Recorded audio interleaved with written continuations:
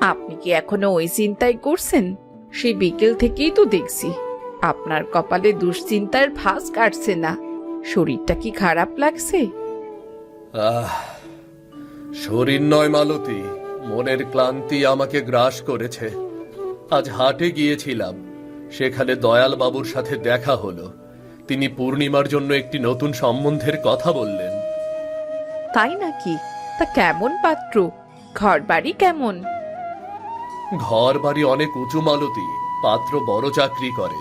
দয়ালবাবু বলছিলেন সেখানে আমাদের পূর্ণিমা রানীর মতো হয়ে থাকবে, কোনো কিছুর অভাব হবে না তার। কিন্তু এই প্রাচুর্যের কথা শুনে আমার বুকটা কেঁপে উঠল। এই তো খুব আনন্দের কথা। অভাবের সংসারে বড় হয়ে মেয়েটা যদি একটু সচ্ছল ঘরে যায়, তাতে আপনার ভয়ের কি আছে? তুমি বুঝবে না মালতী, আমি সামান্য একজন কৃষক, সারা জীবন মাটি কামড়ে পড়ে আছি। রোদ বৃষ্টি মাথায় নিয়ে ফসল ফলাই। যারা অনেক বিত্তবান তাদের মনে দম্ভ বাসা বাঁধে।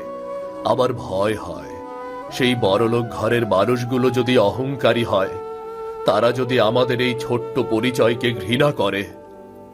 আপনি শুধু খারাপ দিকটাই ভাবছেন? সবাই কি আর এরকম হয়? আমি ঝুঁকি নিতে চাই না মালতী।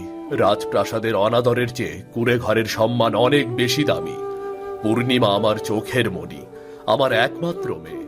আমি চাই এমন একজন জামাই যার ধন সম্পদ নয়, বরং মনটা বিশাল হবে। এভাবে আর কতদিন সম্বন্ধ ফিরিয়ে দেবেন? মেয়ের তো আর বয়স থেমে নেই। সময় লাগবে লাগুক মালতী, কিন্তু আমি কোনো দাম্ভিক মানুষের হাতে আমার মেয়েকে তুলে দেব না। বিধাতা নিশ্চয়ই আমার মেয়ের জন্য কোনো এক সুহৃদয় মানুষকে রেখেছেন, যে মানুষকে মানুষ হিসেবে সম্মান করতে জানে।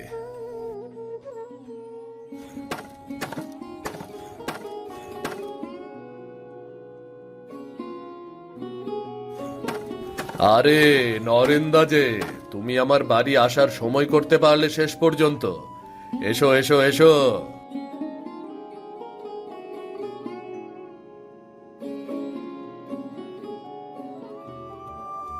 হ্যাঁ রে রমেশ, অনেক দিন পর আসা হলো। আমার পূর্ণিমা মা জননী কোথায়? আর বৌদি? ও ভেতরে ওর মায়ের সাথে কাজ করছে। মালতী, ও মালতী, দেখে যাও দেখে যাও, নরেন্দা এসেছে, দেখে যাও। আরে বরদাসে, তা আপনি হঠাৎ এই দুপুর রোদে? তা শরীর ভালো আছে তো? শরীর একদম চাঙ্গা বৌমা। আসলে আমি আজ একটা বিশেষ উদ্দেশ্য নিয়ে এসেছি। তোমাদের পূর্ণিমার জন্য এক রাজপুত্তুর খুঁজে পেয়েছি আমি। এমন সম্বন্ধ সচরাচর পাওয়া যায় না। তাই নাকি নরেন্দা? তা ছেলে কি করে, কোথায় থাকে? ছেলের নাম অভি। শহরের প্রধান বাজারে ওর মস্ত বড় কাপড়ের দোকান। শুধু দোকান বললে ভুল হবে, ওটা একটা বড় শোরুম। শহরের নামি দামি সব মানুষ সেখান থেকে কেনাকাটা করে। ছেলে নিজে খুব পরিশ্রমী, ব্যবসার সমস্ত দিক সে একাই সামলায়। ও মা, তাই নাকি? তা পরিবারে আর কে কে আছে দাদা? পরিবারে ওর বাবা মা আছেন, তারা খুব শৌখিন মানুষ।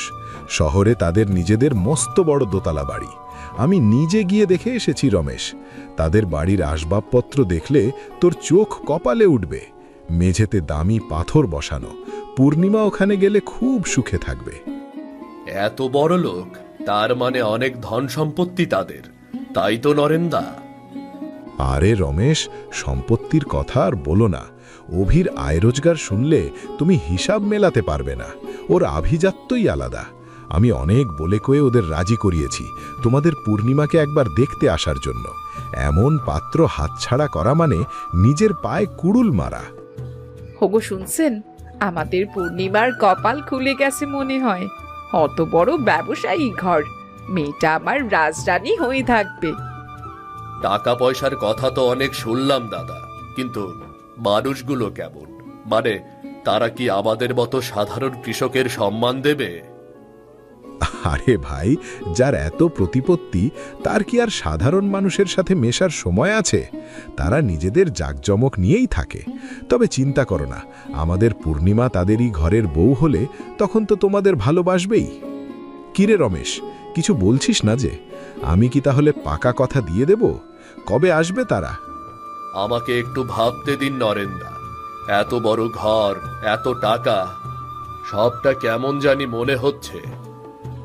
আরে এ তো ভেবে কি হবে, কালই চলো একবার শহর থেকে ঘুরে আসি। নিজের চোখে দেখলে তোমার সব দ্বিধা কেটে যাবে।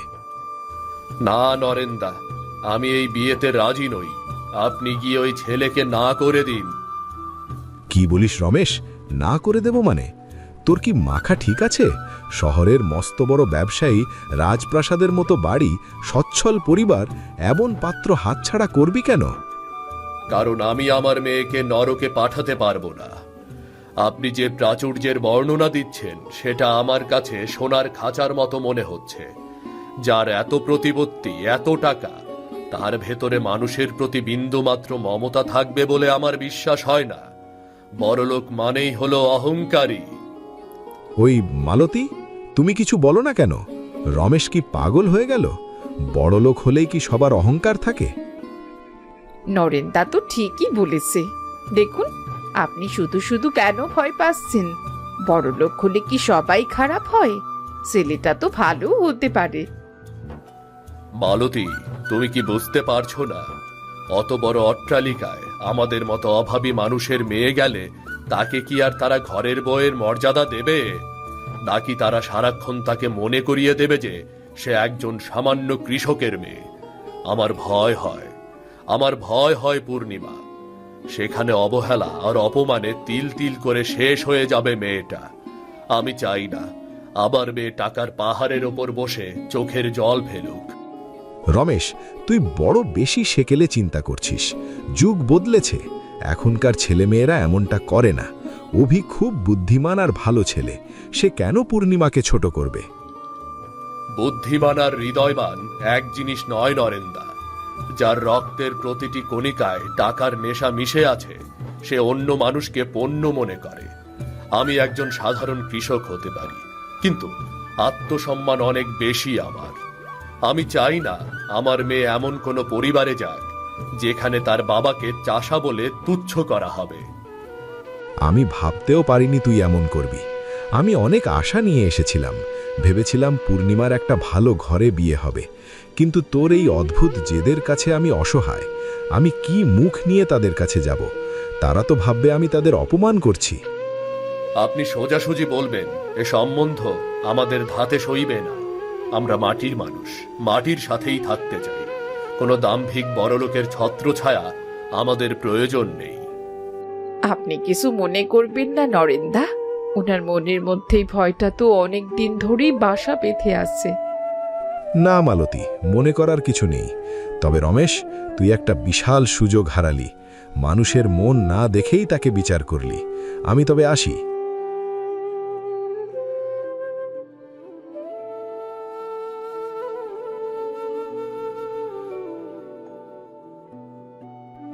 আরে নরেন কাকা, আসুন বসুন। আপনার মুখটা এমন শুকিয়ে আছে কেন? গ্রামে গিয়ে কি খুব পরিশ্রম হয়ে গেল? এই কে আছো? কাকার জন্য ঠান্ডা শরবত নিয়ে আসতে বলো। শরবতে আর কি হবে বাবা, আমি খুব লজ্জিত। তোমাকে যে মুখ দিয়ে খবরটা দেব সেই ভাষা খুঁজে পাচ্ছি না। কেন কাকা, কি হয়েছে? আপনি যে পাত্রীর কথা বলেছিলেন, কোনো সমস্যা? হ্যাঁ বাবা, এক অদ্ভুত সমস্যা। পাত্রীর বাবা রমেশ সাফ জানিয়ে দিয়েছে যে তার মেয়ে পূর্ণিমার সাথে তোমার বিয়ে দেবে না, সরাসরি প্রত্যাখ্যান। প্রত্যাখ্যান? কিন্তু কেন কাকা? আমার অপরাধ কি? তোমার কোনো দোষ নেই বাবা, দোষ তোমারই প্রাচুর্যের। রমেশের ধারণা তুমি অনেক বড় লোক, তোমার অনেক টাকা, তাই তুমি অবশ্যই অহংকারী হবে। সে বিশ্বাস করে বড়লোক ঘরের জামাই হলে তুমি তার মেয়েকে সারা জীবন অবহেলা করবে এবং তাকে একজন চাষার মেয়ে বলে তুচ্ছতাচ্ছিল্য করবে। এ তো ভারী অদ্ভুত কথা। কেউ কি বেশি সফল হলে বা সম্পদশালী হলে অপরাধী হয়ে যায়? আমি যে কত কষ্ট করে শূন্য থেকে এই ব্যবসা দাঁড় করিয়েছি সেটা তো তিনি জানেন না।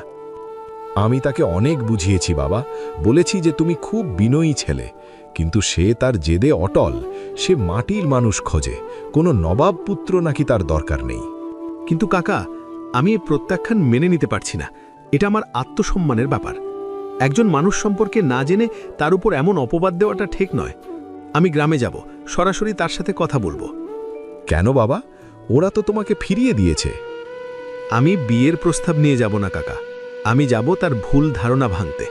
আমি তাকে দেখাতে চাই যে মানুষের বড়লোক হওয়া মানেই তার হৃদয়টা ছোট হওয়া নয়। আমি দেখতে চাই তার মেয়ে কেমন। যদি পূর্ণিমাকে সত্যিই আমার পছন্দ হয় তবে আমি তাকেই বিয়ে করব। কিন্তু অভি, সে তো তোমাকে চেনে না।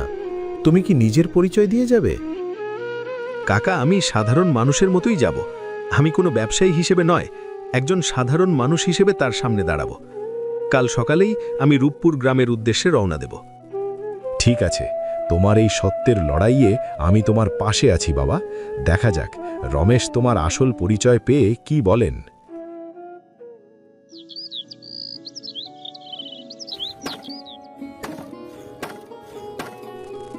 আমি কি ভেতরে আসতে পারি? আসুন, কিন্তু আপনাকে তো চিনতে পারলাম না বাবা। কে আপনি? কোথা থেকে এসেছেন?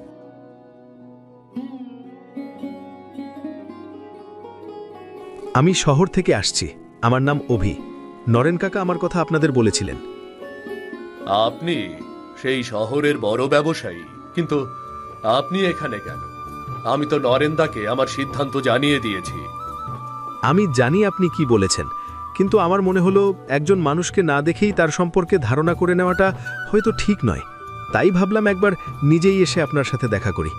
আপনি যদি অনুমতি দেন তবে কি একটু বসতে পারি? হ্যাঁ বাবা, বসুন না, বসুন। আপনি দূর থেকে এসেছেন, হাত মুখ ধুয়ে নিন। আমি আপনার জন্য জলখাবার নিয়ে আসছি।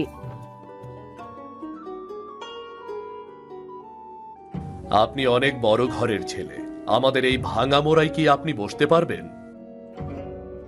কাকাবাবু, মাটিই তো মানুষের আসল ঠিকানা। আপনার এই উঠোনের মাটির গন্ধ আমার শহরের এসির চেয়ে অনেক বেশি আরামদায়ক। আপনি কেন আমাকে দূরে সরিয়ে দিচ্ছেন? আমি কি কোনো অন্যায় করেছি?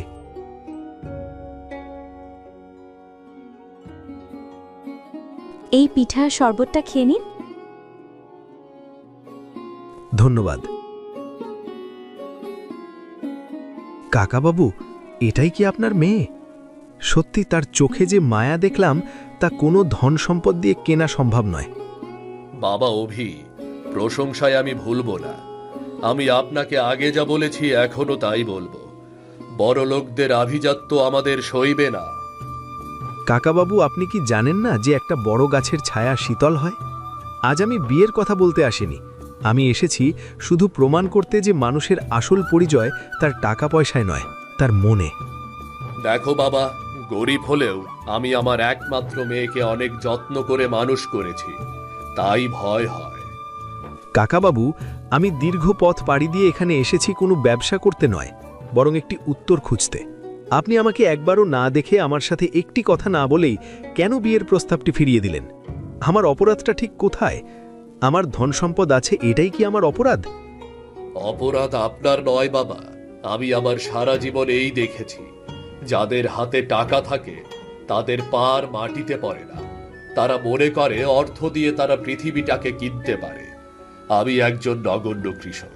আমার মেয়ে পূর্ণিমা, তাকে যদি আমি আপনার মতো কোনো বিত্তবানের হাতে তুলে দেই, তবে সে কি সেখানে একটু নিঃশ্বাস নেওয়ার জায়গা পাবে? আপনার এই ভয়ের কারণটা কি? আপনি কি মনে করেন টাকা মানুষকে অন্ধ করে দেয়? হ্যাঁ, আমি তাই মনে করি। প্রাচুর্যের দম্ভ মানুষকে অন্ধ করে। সে তখন ভুলে যায় তার সামনের মানুষটিরও একটি মন আছে।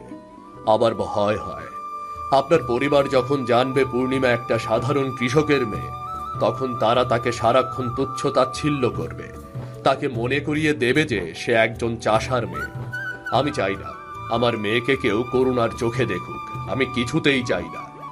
কাকাবাবু, আপনার চিন্তা হয়তো আপনার অভিজ্ঞতার ফসল, কিন্তু সব অভিজ্ঞতাই কি সঠিক? আপনি কি একবারও ভেবে দেখেছেন যে মানুষটি নিজের মেধা আর পরিশ্রম দিয়ে ব্যবসা দাঁড় করিয়েছে, সে কি শ্রমের মর্যাদা বুঝবে না? আজ বিধাতা আমাদের অনেক দিয়েছেন, তার মানে এই নয় যে আমরা আমাদের শিকড় ভুলে গেছি। এসব কথা বলা সহজ, কিন্তু করা কঠিন। ক্ষমতার স্বাদ পেলে মানুষ বদলে যায়। মানুষের অহংকার তার সম্পদ থেকে আসে না, আসে তার পারিবারিক শিক্ষা আর মানসিকতা থেকে। একজন অতি দরিদ্র মানুষও চরম অহংকারী হতে পারে, আবার একজন কোটিপতিও অতিশয় বিনয়ী হতে পারে। আপনি কি নিশ্চিত যে কোনো দরিদ্র ঘরে বিয়ে দিলে পূর্ণিমা কষ্টে থাকবে না? আমি আপনাকে কথা দিচ্ছি, পূর্ণিমা আমার ঘরে কৃষকের মেয়ে হয়ে যাবে না, সে যাবে সেই বাড়ির লক্ষ্মী হয়ে। আপনার সম্মানই আমার সম্মান। শুধু বলছি, মানুষকে তার সম্পদ দিয়ে নয়, তার হৃদয় দিয়ে পরিমাপ করুন। বাবা, আমি আজ প্রথমবার এমন একজন মানুষের সাথে কথা বলছি যার কথাগুলো তীরের মতো সরাসরি হৃদয়ে বেঁধে। সত্যি, আপনার যুক্তিতে কোনো খাদ নেই। আপনার কথায় আমি আমার মনকে নতুনভাবে বিশ্বাস করাতে পারছি। হয়তো সব বিত্তবান এক হয় না। আপনার এই জীবনবোধ আমাকে মুগ্ধ করেছে বাবা, মুগ্ধ করেছে।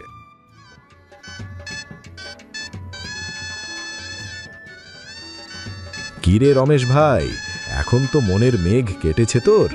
দেখেছিস তো আমার পছন্দ করা পাত্রটি কেমন? আজ যদি তুই জেদ ধরে বসে থাকতি তবে এই দৃশ্য কি দেখতে পেতি? আমাকে আর লজ্জা দেবেন না, আমাকে আর লজ্জা দেবেন না নরেন্দা। আমি সত্যিই খুব ভুল করতে যাচ্ছিলাম। অভির মতো হীরের টুকরো ছেলেকে আমি শুধু তার টাকার জন্য বিচার করতে গিয়েছিলাম। আমি ওর চোখে যে শ্রদ্ধা দেখেছি তা বড় মানুষের মধ্যেও থাকে না। আপনার কাছে আমি কৃতজ্ঞ নরেন্দা, আপনার কাছে আমি কৃতজ্ঞ। আরে ভাই, আত্মীয়ের কাজই তো একটা ভালো মিলন ঘটানো। তবে অভি সত্যিই সোনার ছেলে। ও নিজে আমাকে বলেছিল যে এই বিয়ের সমস্ত আয়োজন যেন খুব সাধারণ আর আন্তরিক হয়, যাতে গ্রামের মানুষের অসুবিধে না হয়।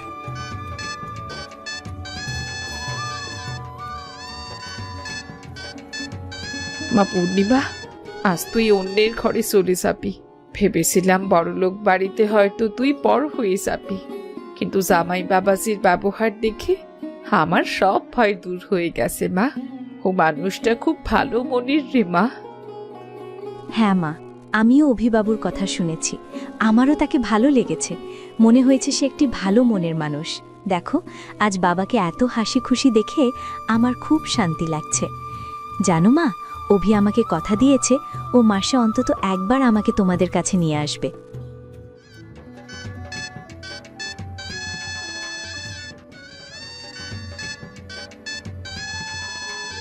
বাবা অভি, আমি তো সামান্য কৃষক মানুষ, বড় কোনো উপহার দেওয়ার সামর্থ্য আমার নেই। আমার শ্রেষ্ঠ সম্পদ এই মেয়েটিকে আজ তোমার হাতে তুলে দিলাম। তুমি শুধু ওকে আগলে রেখো। বাবা, আপনি আমাকে জীবনের সবচেয়ে বড় আশীর্বাদ আর আপনার বিশ্বাস দিচ্ছেন। এর চেয়ে দামি আর কিছু হতে পারে না। আমি আপনাকে কথা দিচ্ছি, আপনার এই মেয়ে আজ থেকে আমার জীবনের রানী হয়ে থাকবে।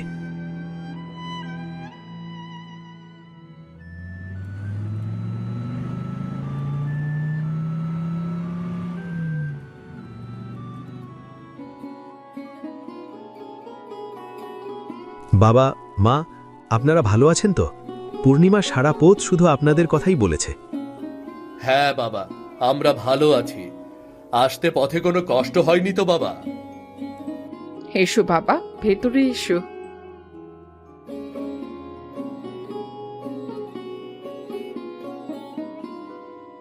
আমি তোমাদের জন্য নারকেল নাড়ু আর তালের পিঠে বানিয়ে রেখেছি। জানি না তোমাদের শহরের খাবারের তুলনায় এই খাবারগুলো কেমন লাগবে। মা, আপনার হাতের পিঠের স্বাদ পাওয়ার জন্য আমি শহরের দামি রেস্তোরাঁর খাবার অনায়াসে ত্যাগ করতে পারি। মাটির গন্ধমাখা খাবারের স্বাদই আলাদা। আসুন কাকা, ভেতরে আসুন, বসুন। বাবা, আমি তোমার শ্বশুর রমেশের ছোটবেলার বন্ধু। আমি ভাবছিলাম তুমি শহরের বড় ব্যবসায়ী মানুষ, আমার সাথে হয়তো ঠিকঠাক কথাই বলবে না। কেন বলবো না কাকা? আপনারা তো আমার বাবার বন্ধু, মানে আমারও পরম শ্রদ্ধেয়। আপনাদের আশীর্বাদ পাওয়ার জন্যই তো এই গ্রামে আসা। আমি ভাবছি এবার কয়েকদিন থেকেই যাব। বাহ রমেশ, জামাই তো দেখছি একদম হীরার টুকরো।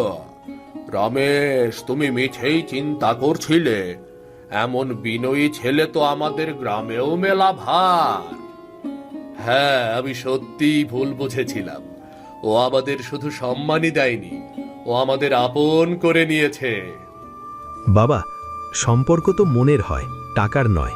আপনারা আমাকে যে ভালোবাসা দিচ্ছেন তা কোনো টাকা দিয়ে কেনা সম্ভব নয়।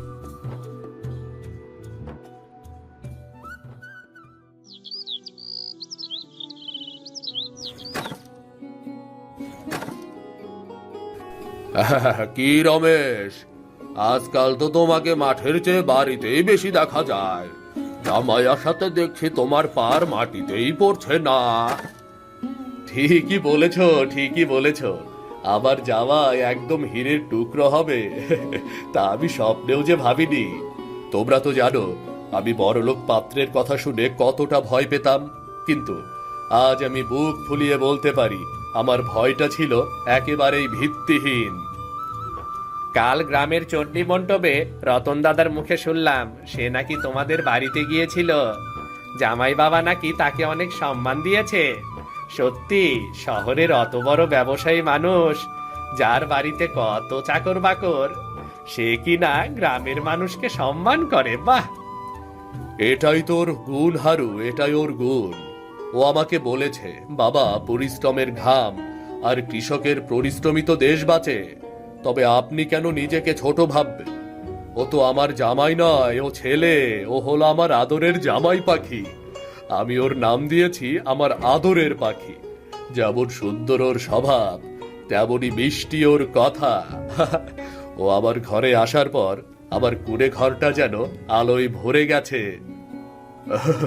রমেশ, তুমি কিন্তু জিতেছ।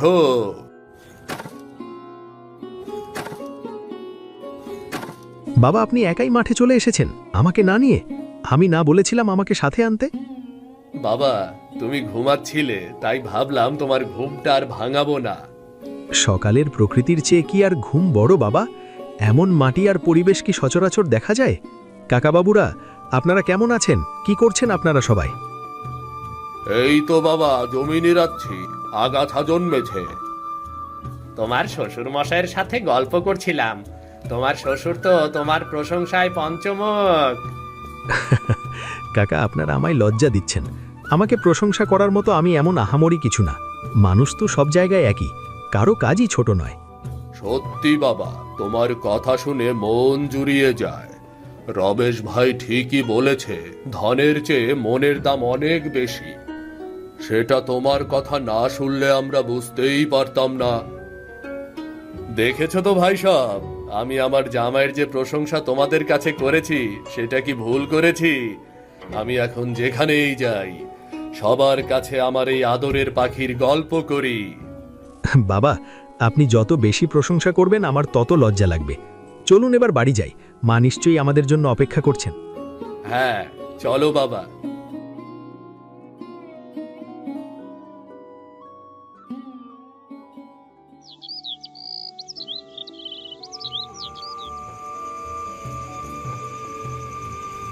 জানো জামাই বাবা, আজ এই শান্ত সন্ধ্যার আলোয় আমার মনটা খুব শান্ত হয়ে আছে। অথচ কিছুদিন আগেও এক অস্থিরতা আমাকে কুরে কুরে খাচ্ছিল, কিন্তু আজ নিজেকে অপরাধী মনে হচ্ছে। কেন বাবা, হঠাৎ এমন কথা বলছেন কেন? আমার সংকীর্ণ চিন্তার জন্য। আমি ভেবেছিলাম যার অনেক অর্থ আছে, তার মনে কোনো দয়া মায়া থাকতে পারে না, কিংবা বিনয়ও থাকতে পারে না। আমি তোমাকে না দেখেই কত আজে বাজে কথা বলেছিলাম। আমি ভেবেছিলাম তুমি আমার মেয়েকে দুঃখ দেবে। আজ তোমার এই ভালোবাসা আর মাটির মানুষের মতো ব্যবহার দেখে আমি লজ্জিত। আমি টাকার পাল্লায় তোমার মনকে মাপতে চেয়েছিলাম। বাবা, আপনার ভয়টা অমূলক ছিল না। সমাজে এমন অনেক মানুষ আছে যারা বিত্তের অহংকারে অন্ধ হয়ে যায়, কিন্তু দোষটা অর্থের নয় বাবা, দোষটা মানসিকতার। টাকা তো কেবল একটি মাধ্যম মাত্র। আমি সেটা আজ মর্মে মর্মে উপলব্ধি করছি বাবা।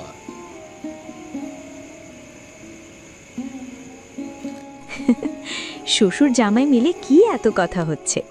বাবা, তুমি কিন্তু তোমার মেয়েকে এখন ভুলেই গেছো, তোমার আদরের পাখি জামাইকে পেয়ে। না রে মা, তোকে ভুলবো কেন? আমার আদরের পাখি জামাই আমাকে বুঝিয়েছে, বড়লোক মানেই অহংকারী নয়, বরং যার মন বড় সেই প্রকৃত ধনী। আমি শুধু চাই বাবা, আমাদের সমাজ যেন মানুষকে তার কাজের ভিত্তিতে বা অর্থের ভিত্তিতে বিচার না করে। মানুষ হিসেবে মানুষের মর্যাদাটাই যেন সবচেয়ে বড় হয়। হ্যাঁ, আমাদের আদরের পাখি জামাই তোমার মতোই যেন সমাজের সবাই ভাবে, তাহলে আমাদের সমাজের রূপ পরিবর্তন হয়ে যাবে। এমন গল্প দেখতে আমাদের চ্যানেলটা সাবস্ক্রাইব করতে কিন্তু ভুলবেন না। সবাই একটা লাইক দিয়ে যাবেন কিন্তু।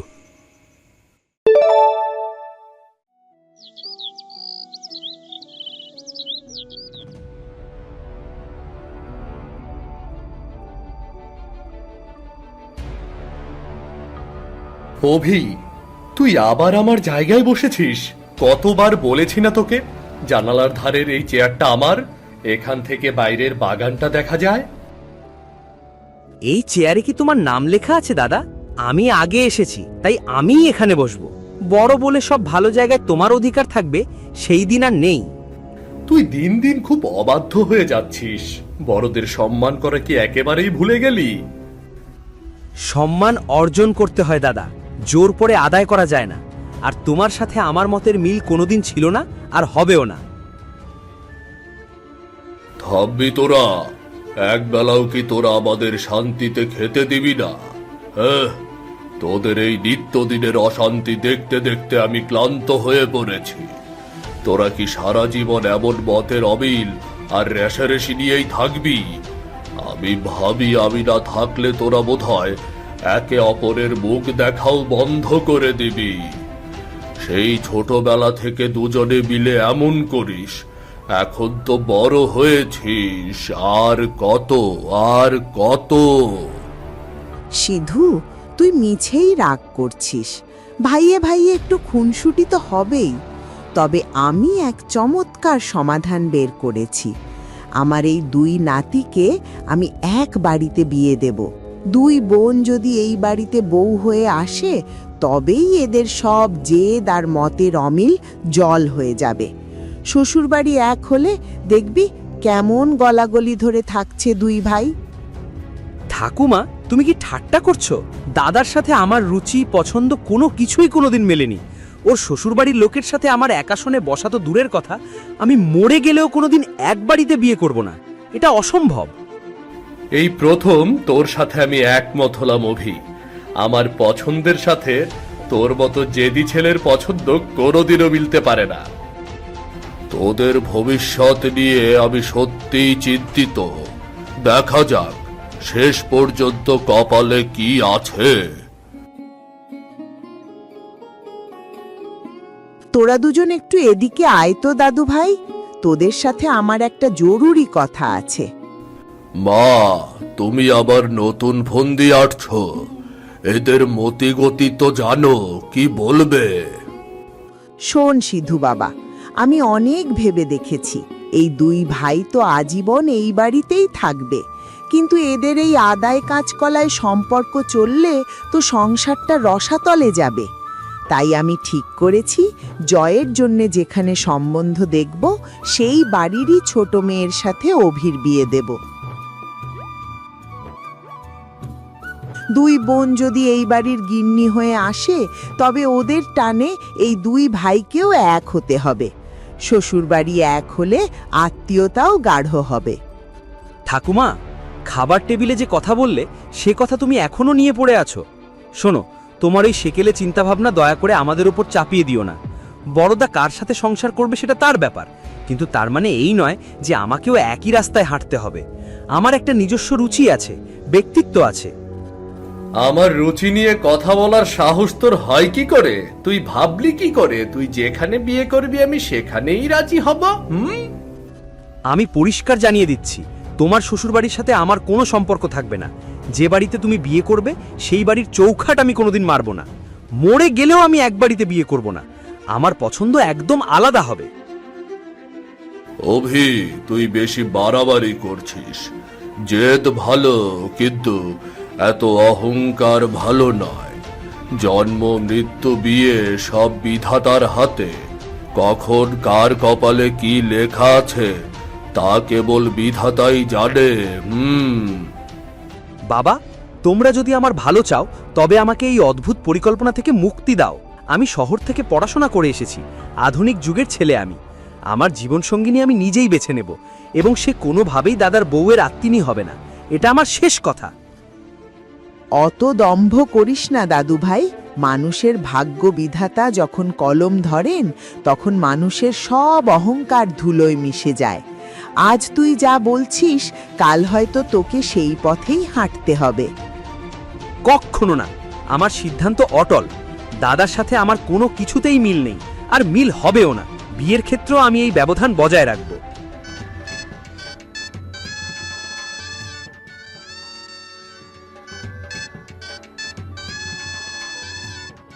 কি গো সিধুদা, সব গোছগাছ তো শেষ। জয়ের বিয়ে বইলে কথা, আমরা কিন্তু কোন আয়োজনের কমতি রাখতাছি না। নিশ্চয়ই হারু, তোমরা আছো বলে আমি নিশ্চিন্ত। তবে তারপরেও কাজের চাপে বড় অস্থির হয়ে আছি। বড় ছেলের বিয়ে তো কত দিক সামলাতে হয়। সবই তো বুঝলাম, কিন্তু তোমার ছোট পোলা অভিকে তো দেখতাছি না। পরে তো অনেকদিন গ্রামে দেখি না, কোথাও গেছে নাকি? আর বলো না বাপু, ও তো এখন শহরের মস্ত বড় ইঞ্জিনিয়ার, অনেক কাজ ওর। কিন্তু বাড়ির বড় ছেলের বিয়েতে ভাই থাকবে না, এটা ভাবতেই মনটা ভার হয়ে যাচ্ছে। হ্যাঁ, আমিও তো তাই কইতাছি। যত বড় কাজে থাকুক না কেন, বড় ভাইয়ের বিয়া বইলে কথা। বাবা, অভি এইমাত্র ফোন করেছিল। কি বললো? ও কি স্টেশনে পৌঁছেছে? কেউ কি নিতে যাবে ওকে? না বাবা, ও আসছে না। বলল শহরে ওর কোনো এক বিশেষ প্রজেক্টের জরুরি মিটিং পড়েছে। অনেক চেষ্টা করেও নাকি ছুটি পায়নি। কয়দিন পরে আসবে। কি বলছিস জয়? নিজের একমাত্র দাদার বিয়েতেও আসবে না? এটা কি ধরনের কথা? কাজ কি ভাইয়ের চেয়েও বড় হয়ে গেল? আমি জানি না ঠাকুমা, হয়তো ও ইচ্ছে করে আসছে না। ও হয়তো চায় না আমার সাথে কোনো আনন্দ ভাগ করে নিতে। আর তাছাড়া ও না এলে কি আমার আর বিয়ে আটকে থাকবে নাকি? তোদের একগুয়েমি জেদ আর কোনোদিন গেল না। আমি ভাবতেও পারিনি অভি এতটা দায়িত্ব জ্ঞানহীন হবে। তুই শান্ত হ বাবা সিধু, হয়তো সত্যি ওর কোনো বড় কাজ পড়েছে। তবে আমার মন বলছে যে আনন্দের মুহূর্তগুলো ও আজ এড়িয়ে যাচ্ছে, ভবিষ্যৎ তাকে ঠিক তার মুখোমুখি দাঁড় করাবে। থাক বাবা, তোমরা রাগ করো না। ও যখন নেই, আমি নিজেই সবটা সামলে নেব। ওর অনুপস্থিতিতে যেন আমাদের উৎসব ম্লান না করে।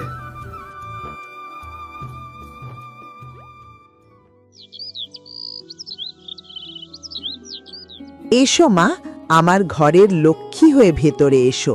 তোমার আগমনে এই বাড়ি আজ ধন্য হলো। সারা জীবন সুখে শান্তিতে থেকো আর এই পরিবারকে আগলে রেখো। ঠাকুমা, আপনার এই আশীর্বাদ যেন সারা জীবন আমার চলার পথের পাথেও হয়ে থাকে।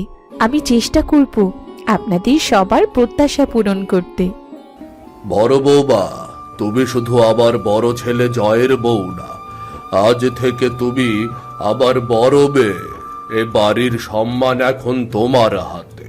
তোমার শাশুড়ি বেঁচে থাকলে সেই তোমাকে সবকিছু বুঝিয়ে দিত, কিন্তু সে যেহেতু অনেক আগেই পরলোক গমন করেছেন, তাই আমি তোমাকে বলছি, আশা করি এই সংসারকে তোমার করে আমাদের সাথে মিলেমিশে খুব ভালো করে থাকবে। বাবা, আপনি শুধু আশীর্বাদ করুন। আজ থেকে আপনারাই আমার আপনজন। আমি আমার সাধ্যমতো চেষ্টা করব আপনাদের ভালো রাখার। বাবা, আমার বিশ্বাস ও আমাদের এই বিশৃঙ্খল সংসারকে গুছিয়ে দেবে।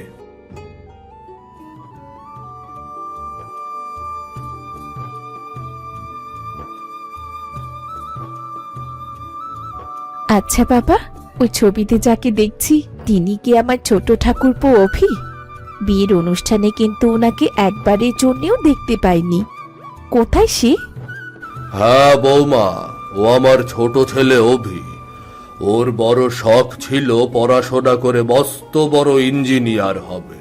আজ সে তাই হয়েছে, কিন্তু নিজের দাদার বিয়েতে আসার মতো সময় ওর হলো না।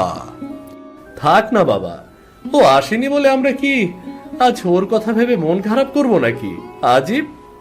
হ্যাঁ রে জয়, রক্তের টান বড় অদ্ভুত। অভি আজ না এলেও ওকে কিন্তু একদিন ঠিক ফিরতে হবে, আর সেদিন হয়তো বিধাতা নিজের হাতে সব হিসেব মেলাবেন। সিধু, তুই মন খারাপ করিস না। আজ আমাদের ঘরে লক্ষ্মী এসেছে, আনন্দ কর। যাও বাবা, সারাদিন তোমাদের ওপর থেকে অনেক ধকল গেছে, ঘরে গিয়ে বিশ্রাম নাও।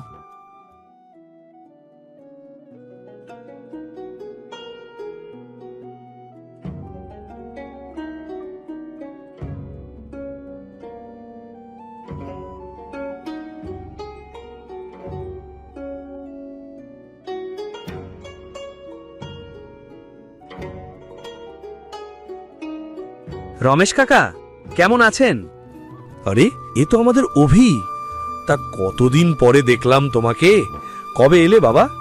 এখন তো তুমি মস্ত বড় সাহেব, শুনেছি শহরে বড় চাকরি করো। তা তোমার ভাইয়ের বিয়েতে আসনি? হ্যাঁ কাকা, একটু কাজে আটকে পড়েছিলাম, তাই আসতে পারিনি। আচ্ছা কাকা, ওই যে মেয়েটি এইমাত্র বকুলতলা থেকে চলে গেল, ওকে তো আগে কখনো আমাদের গ্রামে দেখিনি। ওকে এই গ্রামে ওকুন এসেছে? ও, ওর কথা বলছো? ও তো পাশের গ্রামে থাকে। ওর নাম নীলিমা, খুব শান্ত আর লক্ষ্মী মেয়ে। কেন বাবা, হঠাৎ ওকে নিয়ে এত কৌতূহল কেন? না মানে কাকা, এমনি জানতে চাইছিলাম, ওর সম্পর্কে কি আর কিছু জানেন আপনি? তেমন কিছু তো জানি না বাবা, তবে শুনেছি ওরা খুব শিক্ষিত পরিবার। ইদানিং আমাদের গ্রামে আসে দেখি, হয়তো কোনো আত্মীয় স্বজনের বাড়িতে আসে বা অন্য কোনো কাজ আছে। তা তুমি বাড়ি যাও, তোমার বাবা আর ঠাকুমা তোমার জন্য পথ চেয়ে বসে আছেন। আমি গেলাম।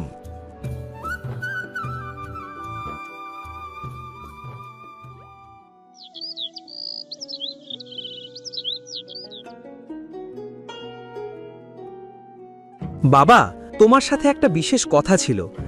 জানি তুমি আমার উপর রাগ করে আছো, কিন্তু আজকের এই কথাটা খুব জরুরি। কি বলতে চাস তুই? আবার কোন নতুন অজুহাত, নাকি আবার কোনো প্রজেক্টের কাজে শহরে পালিয়ে যাবি সে কথা? না বাবা, আমি আর পালিয়ে যাওয়ার কথা ভাবছি না, বরং ভাবছি এবার থেকে তোমাদের সাথেই থাকব। আমি বিয়ে করার সিদ্ধান্ত নিয়েছি। তা পাত্রী কি নিজে ঠিক করে ফেলেছিস? না বাবা, আজ গ্রামে ফেরার পথে আমি একটি মেয়েকে দেখেছি, তার নাম নীলিমা। আমি মনস্থির করেছি যে আমি তাকেই জীবনসঙ্গিনী করব। তাকে আমার খুব পছন্দ হয়েছে। বলিস কি রে দাদু ভাই, তুই তো সব সময় বলতি যে গ্রামের মেয়েরা নাকি সুন্দর হয় না, শহরের মেয়ে ভালো।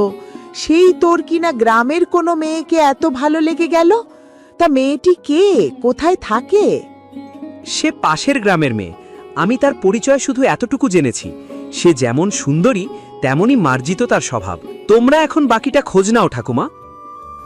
বিয়ে করবি তো ভালো কথা, কিন্তু যে মেয়েকে পছন্দ করেছিস তার পরিচয় তো আগে ভালোভাবে জানতে হবে। কেমন তার পরিচয়, মেয়ে কেমন, কোন বংশ, সব কিছু জানতে হবে। তারপরে না হয় বিয়ে, নাকি? বাবা, আমার বিশ্বাস ওর পরিবারও ভালো হবে। আর আমি এও শুনেছি ওরা নাকি শিক্ষিত পরিবার। আর তাছাড়া যেমনই হোক আমার ভালো লেগেছে।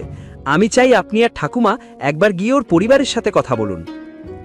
বেশ তো দাদু ভাই, তুই যখন পছন্দ করেছিস আমরা নিশ্চয়ই যাব। তোর জেদ যেন কোনোদিন তোর জীবনের পথের কাঁটা না হয়ে দাঁড়ায়। সেটা নিয়ে তোমাদের ভাবতে হবে না ঠাকুমা। আমি শুধু জানি আমি নীলিমাকে সত্যিই ভালোবাসি।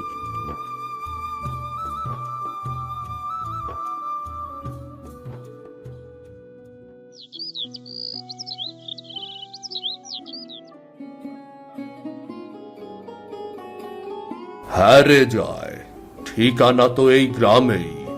মেয়েটির নাম নাকি নীলিমা। তোর শ্বশুর বাড়ির এলাকা যখন, তুই একটা কাজ কর, তোর শ্বশুরকে বলে দেখ, সে হয়তো মেয়েটার সন্ধান দিতে পারবে। হ্যাঁ বাবা, এ কথা তুমি খারাপ বলনি, এটা করা যায়। তাহলে খুব সহজে খোঁজ পাওয়া যাবে। তাছাড়া আমরা এভাবে আর কোথায় খুঁজবো সেই মেয়েকে, বলো? চলো আমার শ্বশুর বাড়িতে যাই, চলো।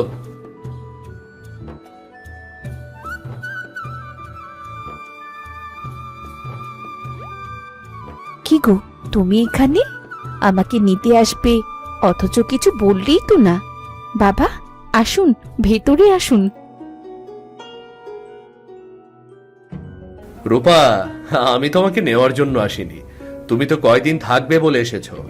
আসলে হয়েছে কি, কাল অভি বাড়িতে এসেছে, আর আসার পথে নাকি তোমাদের গ্রামের কোন মেয়েকে দেখেছে, তার খুব পছন্দ হয়েছে, তাই আজকে আমাকে আর বাবাকে খুঁজতে পাঠিয়েছে সেই মেয়েকে। এটা কোনো কথা? এভাবে কি মানুষ খুঁজে পাওয়া যায় নাকি? তার নাম বা পরিচয় কিছু জানো?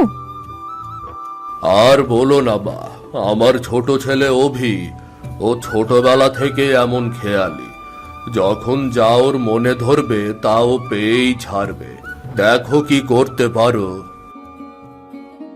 রূপা, পরিচয় কিছু জানি না, তবে নাম নাকি নীলিমা। হোমা, বলো কি? অভি আমাদের নীলিমাকে পছন্দ করেছে? নীলিমা তো আমার নিজের ছোট বোন। আমি তো বিশ্বাসই করতে পারছি না। বলো কি রূপা, নীলিমা তোমার বোন? কই, আমি তো জানি না। জানবে না কেন? তোমাকে তো বলেছি আমরা 3 বোন। আমার পরে যে মেজ বোন, সে শহরে লেখাপড়া করে। আমি তোমায় বলেছিলাম না, পরীক্ষার জন্য আমার বিয়েতেও আসতে পারেননি। আর আমার ছোট বোন, ওকে তো দেখিয়েছো তুমি। বাবা, অভির পছন্দের মেয়ে শেষ পর্যন্ত কিনা আমার শ্বশুর বাড়ির পরিবারের সদস্য। অভি তো সারা জীবন আমার সাথে দূরত্ব বজায় রাখতে চেয়েছিল, তার ভাগ্য তাকে টেনে নিয়ে সেই একই জায়গায় এসে দাঁড় করিয়েছে। সত্যি বিধাতার খেলা বোঝা বড় দায়। কিন্তু জয়, অভি তো আমাদের বিয়ের সময়ও আসেনি। ও তো নীলিমাকে আমার বাবা মাকে কখনো দেখেনি। ও কি জানে যে নীলিমা আমারই বোন? না, ও জানে না। ও শুধু মেয়েটিকে দেখে ভালোবেসে ফেলেছে। ও যদি জানতো যে নীলিমা তোমার বোন, তবে হয়তো সে কোনোদিনও এখানে আসার প্রস্তাবই দিত না। তার জেদ আর অহংকার এতটাই বেশি।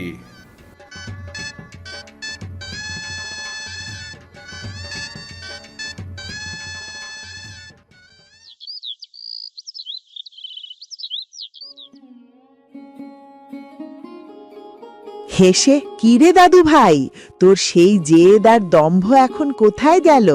আমি বলেছিলাম না তোদের 2 ভাইকে আমি এক বাড়িতে বিয়ে দেব। আজ দেখ, বিধাতা আমার সেই ইচ্ছা পূরণ করলো। আমার 2 নাতি একই বাড়ির 2 বোনকে বিয়ে করে এই সংসারটাকে পূর্ণতা দিল। তোর আর তোর দাদার একই শাশুড়ি, 2 ভাইয়ের এক শাশুড়ি। কি সুন্দর, তাই না? ঠাকুমা, আমাকে আর লজ্জা দিও না। আমি নিজের ভুল বুঝতে পেরেছি। আসলে অহংকার মানুষের চোখ অন্ধ করে দেয়। নীলিমার ভালোবাসা আমাকে নতুন করে বাঁচতে শিখিয়েছে। আজ আমি বুঝতে পারছি, দাদার সাথে আমার যত অমিলই থাকুক না কেন, আমরা আসলে একই শিকড়ের 2টি ডাল। ভাই অভি, বড় হয়ে আমিও তোর সাথে ছোটবেলা থেকে সবসময় ঝগড়া করেছি। তুই আমার ছোট ভাই, যেখানে তোকে কিনা আমার স্নেহ করার কথা ছিল, আর আমি তোকে খোঁচা দিয়ে কথা বলেছি। তুই আমার সব ভুল ক্ষমা করে দিস ভাই। আজ থেকে এই বাড়িতে আর কোনো আমার বা তোর বলে কিছু থাকবে না। আজ থেকে সব আমাদের। আর আমরা 2 বোনও প্রতিজ্ঞা করছি, এই 2 ভাইয়ের মধ্যে আর কোনোদিন ঝগড়া হতে দেব না। নীলিমা, তুই কি বলিস? একদম ঠিক কথা দিদি। আমরা দুজনে মিলে এই বাড়িটাকে ভালোবাসার এমন এক দুর্গে পরিণত করব, যেখানে কোনো অমিলের স্থান থাকবে না। আজ আমার জীবন সার্থক হলো। এই গ্রামে অর্থ সম্পদের দিক দিয়ে আমি কোনো দিকে কম ছিলাম না। লোকে আমাকে সম্মান করে এবং ভালোবাসে, কিন্তু 2 ছেলের মনের অমিলের জন্য আমার মনে সব সময় খচখচ করত। আমি ভেবেছিলাম তোরা সারা জীবন একে অপরের শত্রু হয়ে থাকবি। আমি শুধু ভাবতাম, আমি মারা যাওয়ার পরে 2 ভাই তোরা না জানি একে অপরের মুখ দেখবি না, আমার ভিটা খালি হয়ে যাবে। কিন্তু না, বিধাতার কৃপায় আমার সেই ভয় দূর হয়ে গেছে। তোরা 2 ভাই মিলে গেছিস। এক বাড়ির 2 মেয়ে আমার ঘরে এসেছে বৌমা হয়ে। আজ তোদের এই মিল দেখে আমার বুকটা ভরে গেছে। ভালোবাসা যে কত বড় শক্তি, তা আজ প্রমাণ করে দিলি। হ্যাঁ রে দাদু ভাই, আমরা আর কদিনই বা বাঁচব। তোদের এই মিল দেখে যে মরতে পারবো এই সব থেকে বড় শান্তি। তোরা সারা জীবন এভাবে এক হয়ে থাকিস, আর বৌমারা তোমরা সারা জীবন সংসারটাকে এক করে এভাবেই সুখে শান্তিতে লেখো। জানো তো, ভালোবাসাই পারে এই মাটির পৃথিবীতে স্বর্গের অনুভূতি এনে দিতে। হ্যাঁ ঠাকুমা, হ্যাঁ, আপনাদের আশীর্বাদে আমরা সবসময় এক হয়েই থাকবো। ভালোবাসার কাছে সকল সমস্যাই তুচ্ছ। মানুষের জেদ বা অহংকার সম্পর্কের চেয়ে বড় হতে পারে না। এমন গল্প দেখতে আমাদের চ্যানেলটা সাবস্ক্রাইব করতে ভুলবেন না কিন্তু। সবাই একটা লাইক দিয়ে যাবেন কিন্তু।